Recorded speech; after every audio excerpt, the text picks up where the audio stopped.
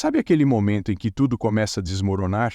Quando parece que a vida está desmontando peça por peça e você começa a se perguntar se está fazendo tudo errado? E se eu te dissesse que esse é o exato sinal de que algo extraordinário está prestes a acontecer?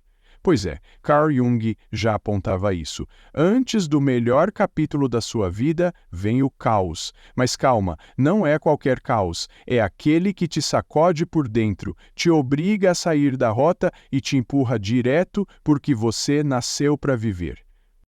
Essa ideia pode parecer desconfortável, e de fato é, porque fomos ensinados a evitar o desconforto, quando na verdade ele é o berço da transformação.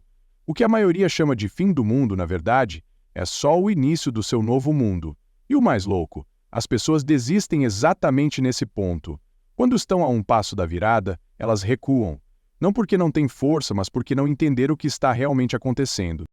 Se você está vivendo uma fase turbulenta, prestes a desistir ou sentindo que perdeu o controle, esse vídeo é para você. Porque aqui você vai entender por que o caos é necessário, como atravessá-lo com sabedoria e por que, do outro lado dele mora, a vida que você sempre quis. E tudo começa com o insight que poucas pessoas têm coragem de olhar de frente. Tem horas em que tudo parece desandar de vez. Nada encaixa, as coisas dão errado em sequência, e o mundo parece conspirar contra. Mas o que poucos percebem é que esse tipo de turbulência costuma ser o prenúncio de algo grande. É como uma casa antiga sendo demolida. O barulho, a poeira e o desconforto vêm antes da construção nova surgir.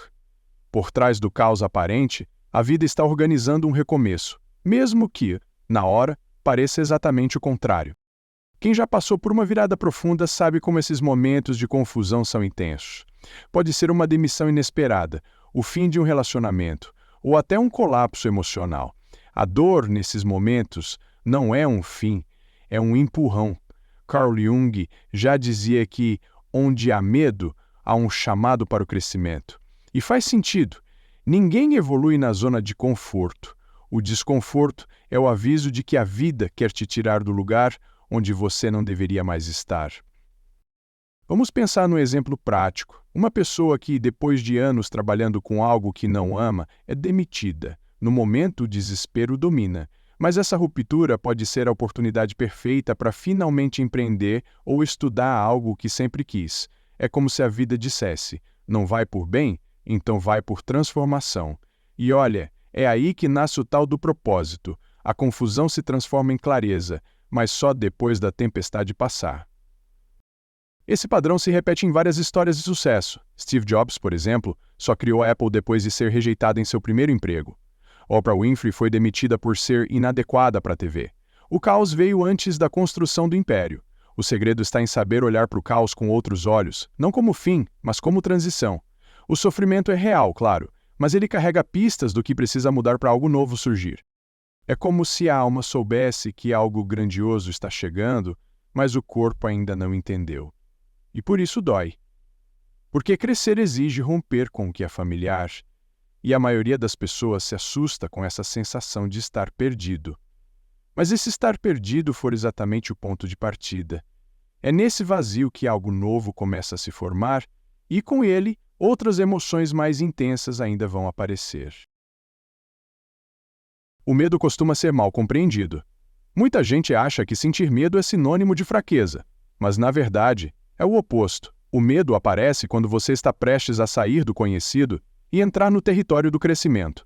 É como se o corpo dissesse: atenção, tem coisa nova vindo aí. O problema é que fomos condicionados a recuar diante disso. Mas quem entende que o medo é só um sinal de expansão, passa a usá-lo como bússola, e não como muro. Imagina alguém que tem pavor de falar em público. Só de pensar em subir num palco, as mãos suam, a garganta trava. Agora pensa, por que isso acontece? Porque ali existe potencial de crescimento. A mente sabe que aquele desafio pode te tornar mais forte, mais visível, mais impactante. Por isso treme. Mas se, em vez de fugir, essa pessoa encarar, ensaiar, estudar, como em TED Talks ou cursos como o Fale com Poder, ela descobre uma força que antes estava soterrada pelo medo. O medo também aparece quando você está prestes a mudar de ambiente. Seja um novo emprego, um novo país ou até uma nova mentalidade. O coração acelera, o corpo quer fugir. Mas e se, em vez de evitar, você tratasse esse medo como um guia? Carl Jung falava que o que mais evitamos é justamente o que mais precisamos encarar. O medo não vem para te paralisar. Ele vem para mostrar onde está o seu próximo nível. Em situações reais, como começar a empreender, por exemplo, o medo é constante. Medo de falhar, de perder dinheiro, de ser julgado. Mas quase toda grande história de sucesso começa com esse frio na barriga. Elon Musk já admitiu ter medo em cada novo projeto.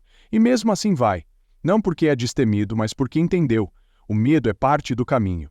E o mais curioso, ele sempre aparece antes dos maiores saltos. Então, da próxima vez que o medo bater, e ele vai bater, não se encolha, observe, pergunte: o que isso está tentando me mostrar? Talvez o medo não seja um obstáculo, mas um convite. E aceitar esse convite é o que te coloca diante de escolhas difíceis, como deixar o antigo para trás e finalmente dar o próximo passo. A verdade é dura, mas libertadora. Não dá para avançar carregando tudo que já foi. O progresso exige espaço. E isso significa, muitas vezes, abandonar certezas, rotinas e até pessoas. É como tentar subir uma montanha levando móveis nas costas. Não faz sentido. Desapegar não é perder, é abrir espaço para o novo. E é justamente aí que muita gente trava. Porque o velho, por mais desconfortável que seja, ainda é familiar. E o familiar dá a falsa sensação de segurança. Pensa numa pessoa que vive presa a um emprego que já não faz mais sentido. Ela reclama, se frustra, mas permanece. Por quê? Porque sair exigiria romper com a zona de conforto, com os horários previsíveis, com a falsa estabilidade. Mas até quando se vive o mesmo dia, repetido por anos, o avanço começa quando a pessoa tem coragem de largar o que já não sustenta mais sua evolução. Às vezes, é pedir demissão. Outras vezes, é mudar de cidade. Em todas, é um salto. E isso também vale para as crenças que carregamos. Tem gente que quer crescer financeiramente, mas acredita que dinheiro é sujo, ou quer um relacionamento saudável, mas repete padrões que sabotam qualquer conexão verdadeira. Desapegar, nesse caso, é olhar para essas crenças, questionar, ressignificar. Livros como Os Segredos da Mente Milionária ou O Poder do Subconsciente ajudam muito nesse processo. São ferramentas para reprogramar o que precisa ficar para trás. Outro ponto crucial, às vezes, quem precisa ser deixado é você mesmo, a versão antiga, medrosa, reativa, estagnada. Aquela que aceitou migalhas, que se escondeu, que duvidou de si. Avançar é também um ato simbólico de morte e renascimento. Morre quem você era, nasce quem você pode ser. E esse processo, apesar de doloroso, é profundamente libertador. Porque só quando se esvazia é que dá para se preencher de novo. Desapegar, no fundo, é um exercício de confiança. Confiar que ao soltar o galho, você não vai cair, vai aprender a voar. E claro, a dúvida sempre vai bater. Mas é exatamente nesse ponto que entra a consciência e, com ela, um novo movimento começa a se formar. Ter medo é humano. Mas viver dominado por ele, aí já é escolha. A chave para sair dessa prisão invisível se chama consciência. Quando você entende de onde o medo vem, ele perde força. Ele não desaparece, mas deixa de te controlar. É como acender a luz num quarto escuro. Os monstros continuam ali, mas agora você vê que são só sombras. E é com essa clareza que entra o segundo passo: a ação. A maioria das pessoas quer se livrar do medo antes de agir, mas o jogo é outro. Você age apesar do medo. Quer um exemplo prático? Alguém com medo de falar em público começa gravando vídeos curtos, sozinho no quarto. Depois, publica para amigos. Aos poucos, ganha confiança. A consciência mostra que o medo é gerado por julgamentos antigos, e a ação quebra o ciclo. Ferramentas como journaling, escrever seus pensamentos e terapia cognitivo-comportamental ajudam muito nesse processo. Tem também o poder da repetição. Ações consistentes, mesmo pequenas, constroem coragem. Quer aprender a investir, mas sente insegurança? Comece estudando com calma. Canais como o do Thiago Reis ou da Nath Finanças são didáticos. Depois, abra uma conta demo, simule. Só depois entre com pouco dinheiro. A consciência aqui está em entender o risco, a ação, em não travar por isso, um passo por dia, e o medo vai ficando menor. Outro ponto importante: observar os gatilhos. O que desperta seu medo? É o olhar do outro, o medo de fracassar, a cobrança dos pais. Ao identificar o gatilho, você passa a escolher suas reações em vez de agir no automático. E isso muda tudo, porque, com o tempo, você aprende que o medo não é uma sentença, é só uma sensação passageira. E como qualquer sensação, ela pode ser observada e transformada. A combinação de clareza interna com movimento externo cria uma força quase imbatível. Não é sobre não sentir medo. É sobre olhar para ele com coragem, dizer, eu te vejo, e seguir mesmo assim. E à medida que essa força cresce, nasce uma nova energia, uma que não depende de empolgação, mas de algo muito mais poderoso: disciplina. Todo mundo ama motivação, aquela faísca que surge depois de um vídeo inspirador ou de uma conversa marcante. Mas a verdade é, motivação é volátil, ela aparece e desaparece. O que sustenta o progresso de verdade é a disciplina. E disciplina não tem glamour. É o que você faz quando ninguém está vendo. É acordar cedo no dia em que tudo que você queria era dormir mais. É dizer não, quando tudo grita, só hoje. Parece pequeno, mas é isso que muda o jogo.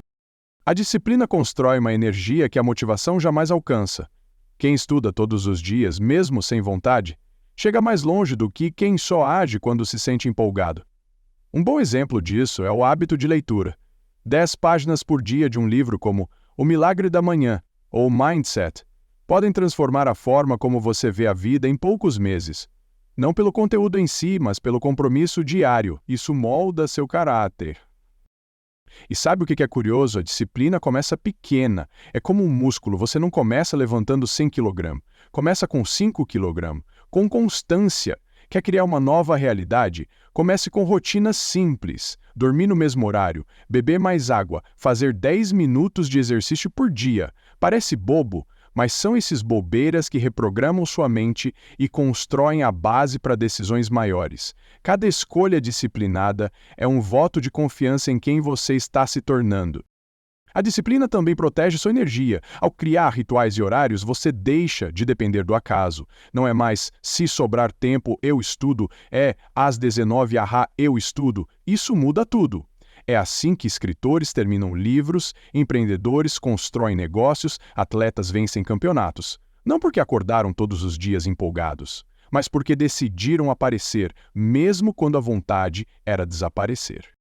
Com o tempo, essa consistência cria impulso, e impulso gera transformação.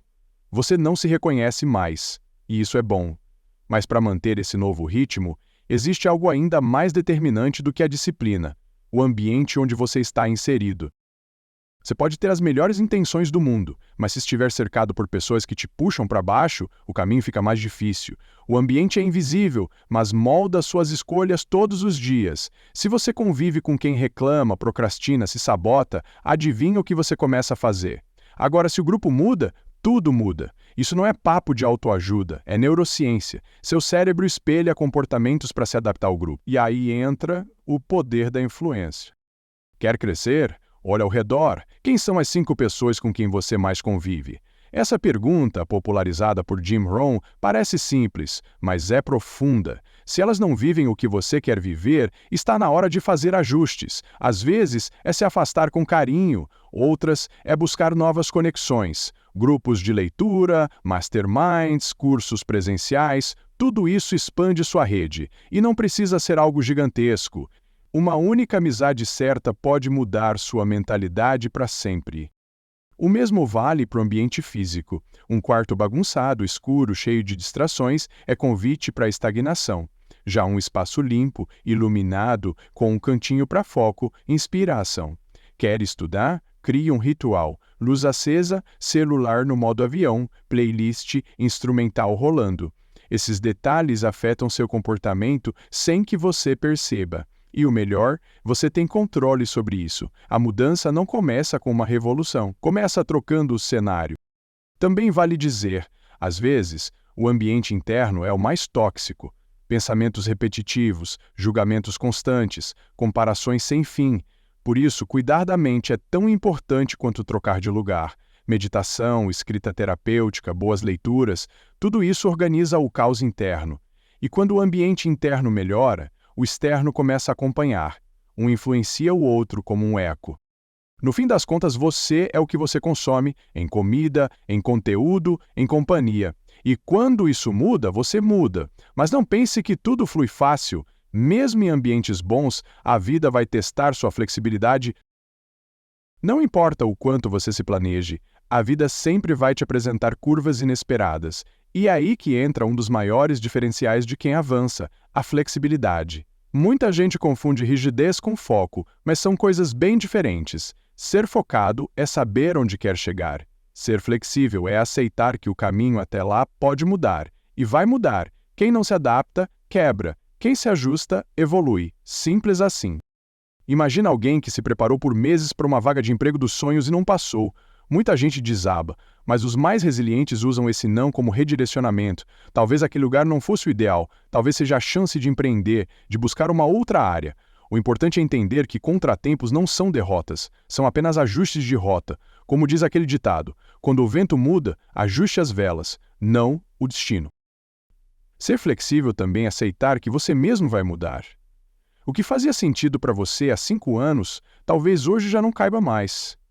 E tudo bem, crescer também é abrir mão de antigas versões suas. A rigidez emocional, aquela ideia de que eu sou assim e ponto, é um dos maiores freios da evolução.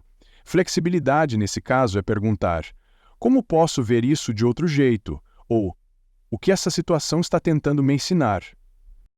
Vale aplicar isso no dia a dia. Planejou acordar cedo para treinar, mas dormiu mal? Adapte. Caminhe à tarde. Queria estudar 2 horas, mas só conseguiu 1? Faça com presença. Não se trata de fazer menos, se trata de fazer com inteligência, com leveza. A rigidez cobra a perfeição. A flexibilidade celebra a constância. E é essa leveza que torna o caminho mais sustentável, especialmente nos momentos em que tudo parece sair do controle. Só que, para manter essa flexibilidade viva, você precisa de práticas que te recentrem. Algo que te traga de volta para o eixo, mesmo quando tudo ao redor está girando. E aí entra uma tríade poderosa, simples, mas transformadora. A correria do dia a dia engole qualquer um. E se você não cria pausas intencionais, vira refém do próprio cansaço. É por isso que práticas como meditação, gratidão e autocuidado não são luxo, são necessidade. Meditar, por exemplo, não é sobre esvaziar a mente, mas sobre observar. Observar seus pensamentos, seu corpo, suas reações. Comece com 5 minutos por dia, usando apps como Headspace ou Meditopia. Parece pouco, mas muda o seu jeito de lidar com o caos. A gratidão é outro hábito poderoso e muitas vezes subestimado. Quando você treina sua mente para perceber o que está funcionando, mesmo no meio da bagunça, algo muda internamente. Não é fingir que está tudo bem, é reconhecer o valor das pequenas vitórias. Comece listando 3 coisas boas ao final de cada dia. Pode ser simples. Hoje tomei um café em paz, recebi uma mensagem boa, fiz o que me propus. Isso recalibra seu foco e fortalece sua energia.